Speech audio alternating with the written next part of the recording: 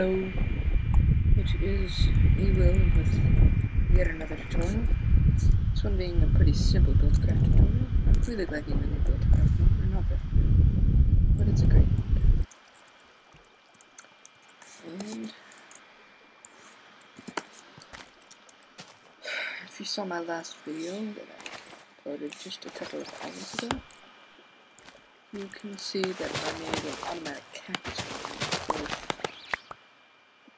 Buildcraft, and now I'm going to show you how to make a quarry with Buildcraft.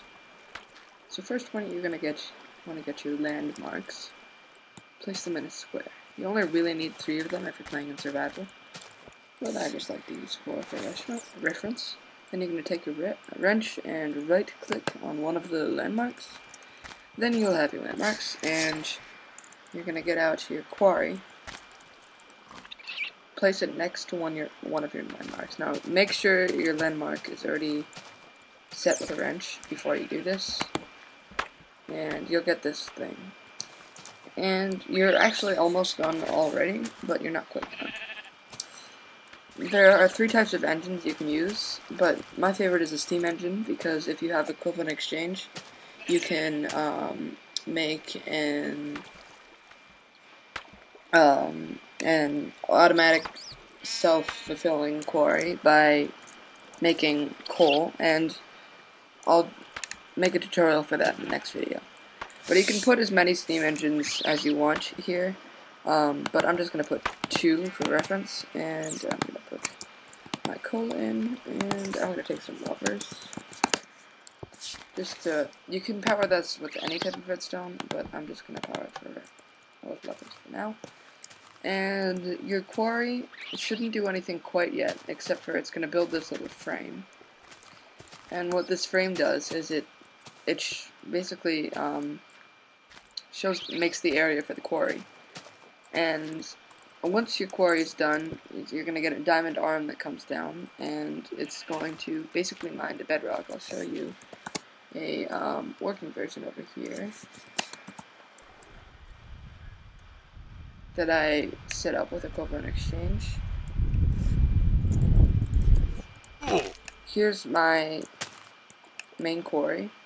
As you can see, it's down pretty deep, although it's off right now. And here's the exchangers to make it so that it's self-renewable. And if I switch it on, you're going to see that see this on, and down here it just basically mines away the rocks, and it will take them up here.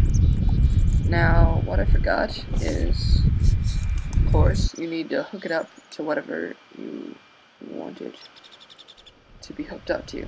So, now we're going to need some piping.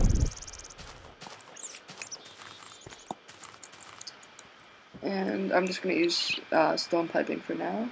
Sorry about this. Oh, there we go.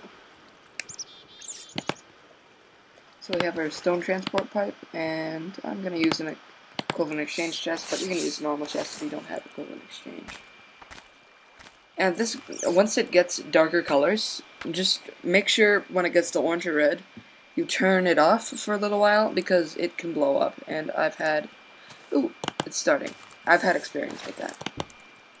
So, you see this diamond arm, and we hooked our quarry up to our chest, or our equivalent exchange chest, and let's make it so it's hooked up to 2 different chests.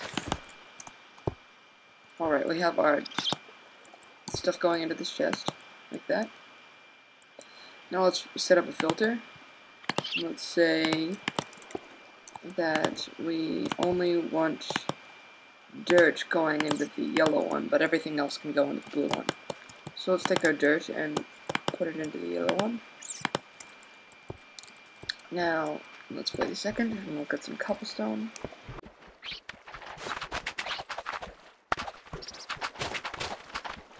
Should get it covered now.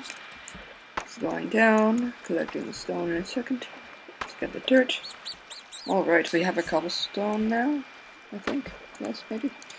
And our cobblestone is going to come up, and as you can see, our cobblestone is going into this one, because we set up our diamond pipe so that only dirt will go into the yellow one, and all the other materials would go into the blue one. Once we hit materials like coal or iron or diamonds, or if you have like industrial craft or uranium, it's gonna go into the blue chest, and you can set up as many filters like this as you want. I hope you enjoyed, and in the next video I'm going to be teaching you how to make a quarry just like that one, that's self-sustaining.